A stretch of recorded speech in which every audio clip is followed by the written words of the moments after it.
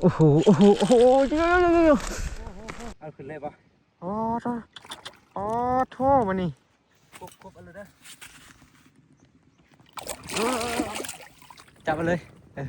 จับกล้ามแห้งๆแล้วกล้ามแห้งๆแล้วโอ้ ก็วินหนึ่งก็จะเป็นลึกเฉย โหอยู่เสริมมัน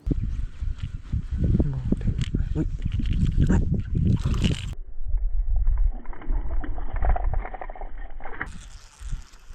อ๋อกระสุด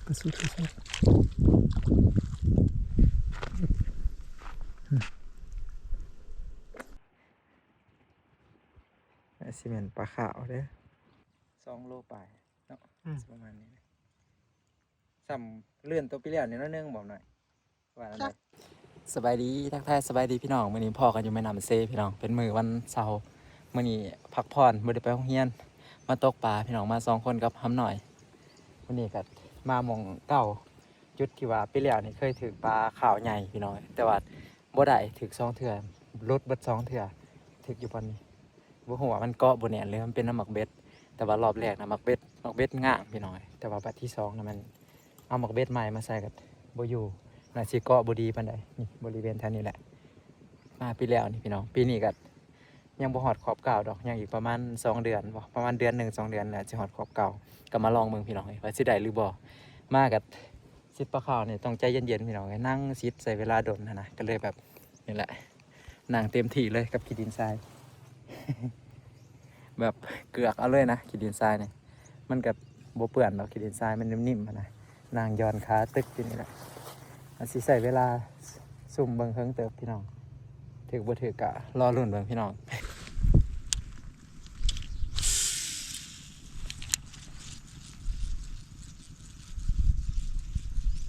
มีตัวหนึ่งบ่อนพี่น้องญี่ปุ่นบ่อนมักใหญ่หนึ่งทางหน้าก็ได้เดี๋ยวซิดๆแบบย่อยกเกาะคือบอกเกาะ YGK ตัวนั้นกับเบอร์2หน่อยกว่าตัวนี้หน่อยบอลอยู่มั้ง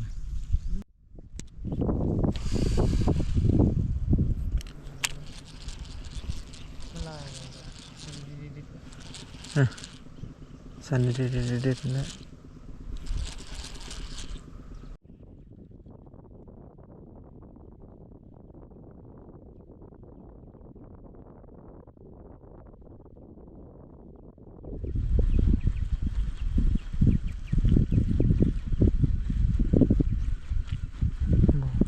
อุ้ย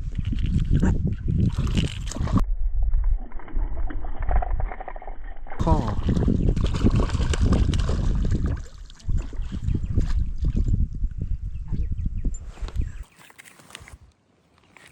ตัวใหญ่ใช่ไหม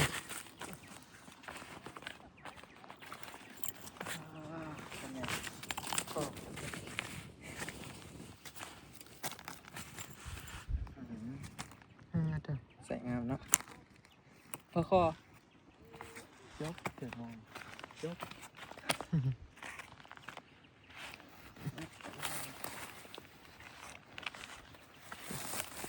ประมาณ3 ขีดเนาะคือถ่องเบ่งแท้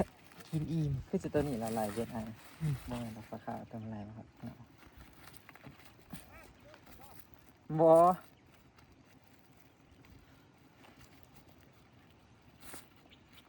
กินดีพี่นาฟรีเลย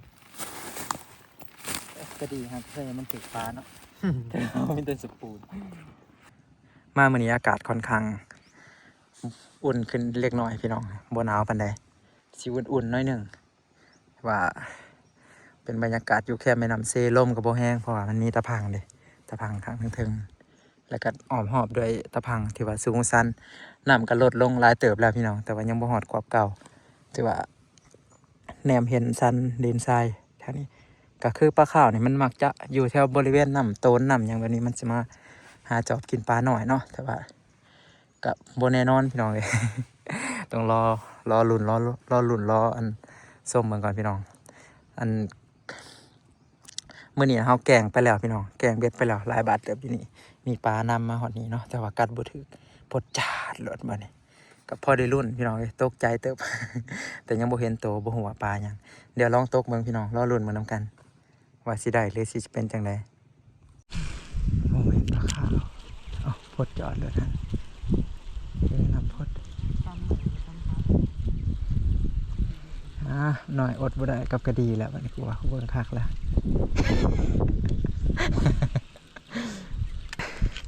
โอ้โหโอ้โหโอ้โหเยอะโอ้ของแท้ได้เลยเหอะสับ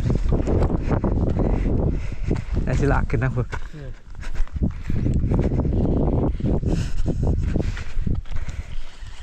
อยู่กับใครบักเวทน่ะดีอยู่บักเวทน่าสิเป็นปลาขาวพี่น้องเลยตัวใหญ่ดึงแห้งอะไรเนาะ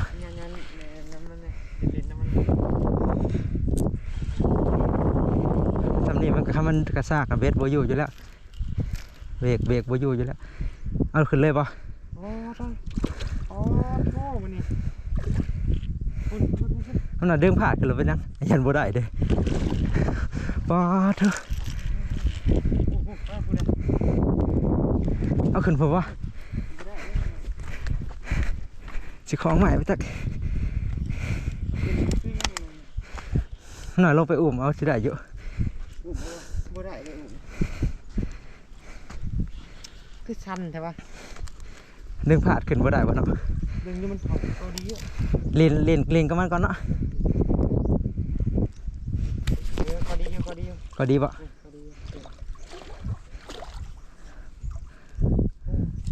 มินอยู่เลยหน่อยลงไปเอาหน่อยครบเอาเลยเด้อครบเอาหน่อยปลาโทรศัพท์ที่โทรศัพท์เอาขึ้นมาเพิ่งให้ครบเอาสองมือเลยจับมาเลยจับกำมือแห้งแล้วโอ้ว้ามาแล้วโอ้ก็เป็นมินเนี่ยหน่อยใครยังอยู่โอ้เถอะมาต่ำกว่า3ว่ะได้อยู่3เนาะมาแล้วปลาขาวปีนี้ก็เป็นมินหนึ่งโอ้อยู่เสือมึงโอ้เลิศแล้วเถอะมาแล้วหมานไว้สุดยอดเลยมีกำลังใจชินแล้ววันนี้ในที่สุดก็ได้พี่น้องพี่เลี้ยงนี่รุดอยู่บนนี่แล้วก็โตประมาณซ้ำนี่แหละแต่ปีนี้อยู่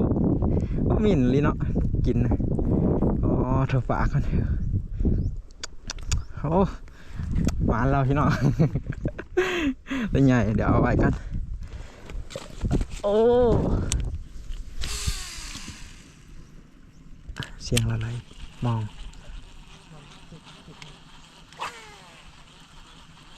ปลาบย่านนี่ก็กินเหงื่ออยู่มันถือขึ้นมาแล้วถ้าเบิ่งมองกัน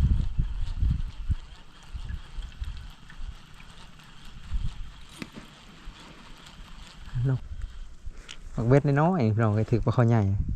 อย่าบักเบ็ดหักบ้านหน่อยเห็นได้ไงที่มันหักวะ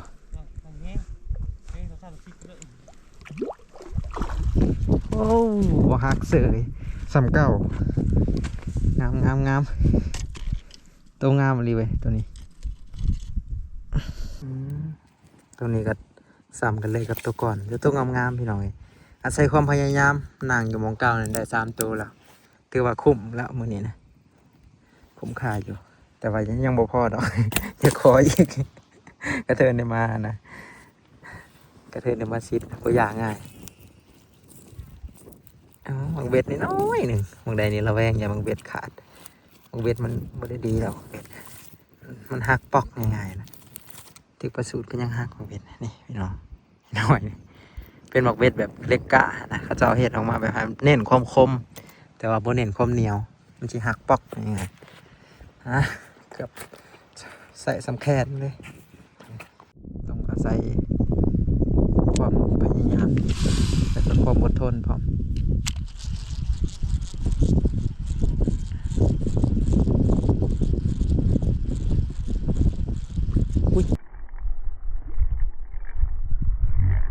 น้อย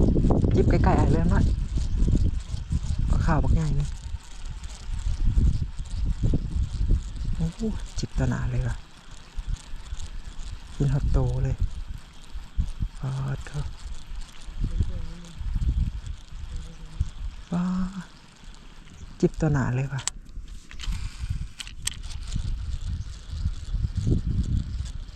มันนำเหยื่อมาเนาะก็อยู่ไกลแต่ว่า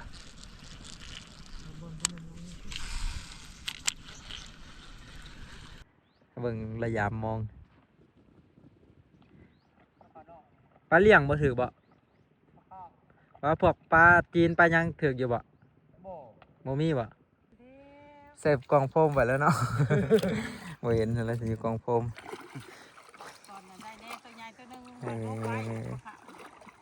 อืมมองหาเส้นเนาะปลาตะเพียนปลายังบ่ถือบ่มาหานำกัน2 คนเนาะซ้ำนี่นะห้างบ่ฮะเล่นเอาตัวใหญ่เอา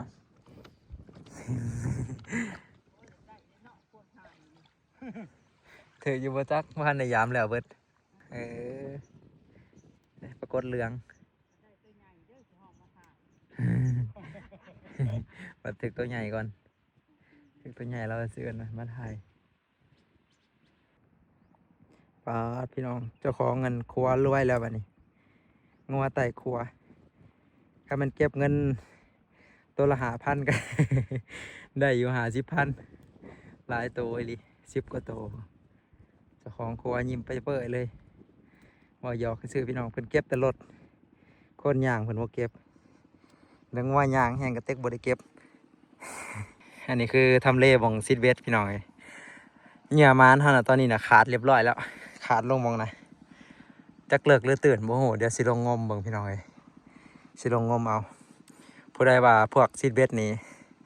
สบายแบบบ่ได้ลงน้ำแสดงว่ายังบ่เห็นเฮาพี่น้องยังบ่พอเฮาเดี๋ยวถามเบิ่งจักสิได้หรือบ่ลงงมกันยันบ่เห็นจุดมันนะดึงค่อยๆหนึ่งปัดเสือกกับมันพลอยล่ะเสือกพลอยว่ามันเพื่องว่ามันเสือกพางปานว่าสาย PE มันใส่ของปลอม สายบดีพี่น้องซื้อ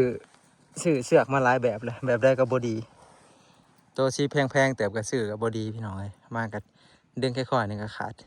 ว่าง่ายกับตัวแพงกับตัวถือพอทอกันอันนี้ก็คือซัดดึกดำบรรพ์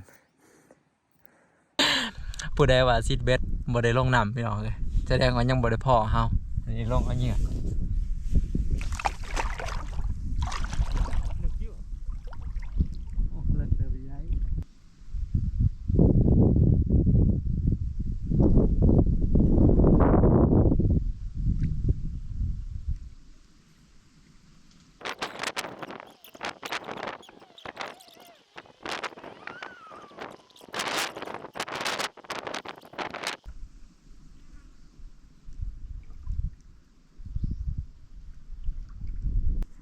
ได้มาแล้วพี่น้องได้เซยมุนาสีเสือลงไปเหยื่อมันเลยลงไปเอาอยู่นำใหญ่บอลก่อนทุกคนบอลนี้ก็ถือว่าได้ปลาอยู่ลายตัวเติบ3 ตัวมีตัวใหญ่ปลาคอสำแคน2แล้วก็ปลาขาวตัวหนึ่งยังบ่ได้สั่งน้ำหนักเนาะอาจจะประมาณ2 โลขึ้นพี่น้องได้ที่2 โลขึ้นเติมหัวสิเท่าใดวังใดให้กับเบ็ดของพี่น้องลงไปหมดเอาอีกบ่เพิ่งขันว่าหมดดอกประมาณเพียงคอนี่แหละลงนำดูอลีเหมือนนี่ จนจิใส่แต่ส่งสลิปซิดเบสเลยแหละเมืองขักเลยว่ามันไม้น้ำแบบนี้มันก็มีใหม่มียางลายเป็นเรื่องปกติเนาะหน่อยพอใจแล้วมือนี้จักโลมหน่อยในกระสอบลาย3-4 โล คอใหญ่2 ตัวเนาะ2 แขนวัดจองนักเติบปะใหญ่ก่อนหน่อยได้ปลาสูตรพี่น้องตัวปักใหญ่เติบ มือนี้เป็นประมาณปลาข้าวมือนี้เอาแต่ปลาสูตรเขากำลังเปลี่ยนสายกำลังมากินหนำพักผ่อนพอดีเป็นซิดก่อนเลยถึงปลาสูตรตัวที่4น้อยมือนี้ที่4ปลาสูตรใหญ่เติบเนาะเอาได้แต่เก่าก็ใหญ่ปะนี่โอ้ซ้ำกันบอกเขาได้คือว่าอยากใหญ่ไงใหญ่โอ้ใหญ่กว่าเขาได้บางหันเลยใหญ่กว่าวัตถุเถื่อเลยอ๋อ ใหญ่เนาะ สุดซี ตัวใหญ่เลยตัวนี้ว่าสิเมื่อได้มาอีกแล้วพี่น้องทำหน่อยสำแขนเลยตัวนี้ปลายังปลาคอหรือปลาขาว แนวบ่เห็นไก่สิแม่นปลาขาวเด้อเดี๋ยวถ้าเบิ่งน้ำมันก็แห้งลงเรื่อยๆพี่น้องปีนี้มันบ่ค่อยอันนั้นปานใดเพราะว่าอยู่หมองจุดครัวนี่มันบ่เป็นคันแท้ปานนั่นนะมันเลยเฮ็ดให้น้ำวางแท้ทั้งเทิงนี่แห้งกว่าปีแล้วนี่มันสิท่วมคอนต้นโคโลอีตัวนั้นตอนเฮามาตึกแหกับเอื้อยก็เขาพอประกรณ์คอนตัวนั้นน่ะน้ำสิท่วมแต่ว่ามาปีนี้แห้งเอาแหมาตึกก็ตึกง่ายปลาน้อยเท่านี้มื้อหน้าสิมาตึกแหสิเอาหมอมาข้างกินข้าวอยู่พี่โอ้ปลาคอพี่น้องระวังมันตกครัวเด้อระวังมันตกน้ำเด้อแก่มาเลย ปลาคอใหญ่เติบเนาะงามเกือบซ้ำซุ้มนั่น บ่ซ้ำแต่ว่าเกือบซ้ำถึกแล้วพี่น้องตักซีเมนปลายังน่าจะบ่เกินปลาคอกับปลาสูตรปลาสูตร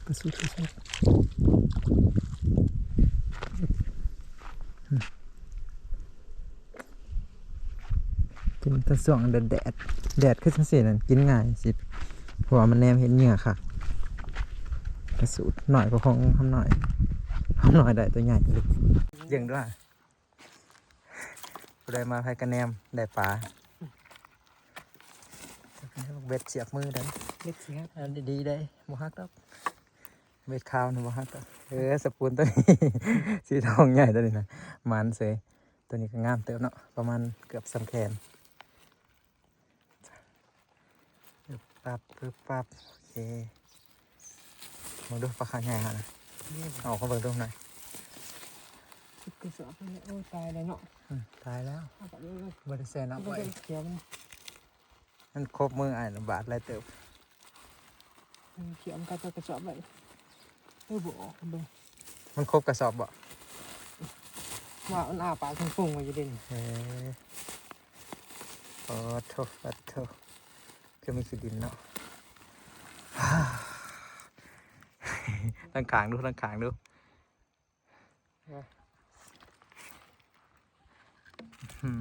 หญ่เติบพี่น้องตัวนี้กันแต่ว่ายังเป็นใส่กลางของปลาขาวเนาะยังโมเมนตัวใหญ่ดีเราประมาณ2 โลปลายเนาะอาจจะคันโชคดีก็อาจจะหอด3ก็สิจะตุ๋ยเติบอยู่ ตายแล้ว จับอันย้อนหางมันลงเลย ใช่ปะ หางย้อนลงโอ้โหเบิ่งไกลๆก็ใหญ่เติบกินขางมันดูตายสิยังบ่ได้ตายพี่หน่อยปลาขาว ยังหายใจแบบเอามาค้างมันจะโอ่งไว้บ่ตัวมันสมบูรณ์เนาะตัวนี้เนาะบ่มีห้อยอย่างเลยประมาณ2 โลปลายเนาะประมาณนี้ซ้ำเลื่อนตัวปีแล้วนี่น้อยนึงบอกหน่อยว่าอะไรซ้ำกันบ่คิดว่า ต้องไปเบิ่งในคลิปก่อนเด้อ น่าจะบ่ห่างกันปานใดเนาะสูสีกัน ตัวใหญ่สุดในชีวิตเลยพี่น้อยปลาที่ว่าเราเคยได้นะคันบ่เทียบใส่ปลาคอใหญ่3 โลตัวนั้นเลยตัวนั้นก็ใหญ่คนละแบบใหญ่น้ำหนักตัวนั้นแต่ตัวนี้ใหญ่ขนาดแบบขนาดมันใหญ่อะนะดึงบ่แห้งปานใดตัวนี้นะจะคือปลาสูตรกินนี่แต่ว่าหลากมันค่อยเป็นตัวใหญ่แล้วเบิ่งห้อย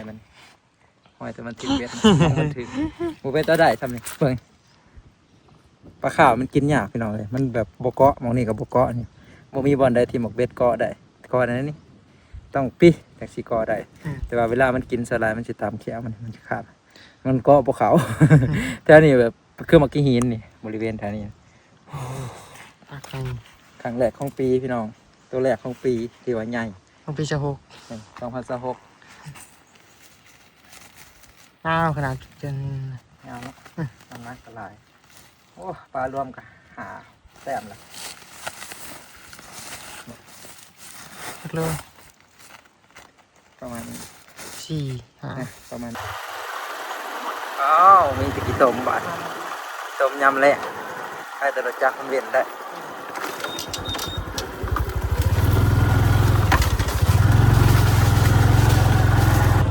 ครับเราทุกคนเมื่อนี้ที่ว่ามันเติมมื่อนี้แต่ ดี๋ยวเสียมาเห็ดเมนูอิหยังกินรอถาติดตามเมื่อกี้เนาะ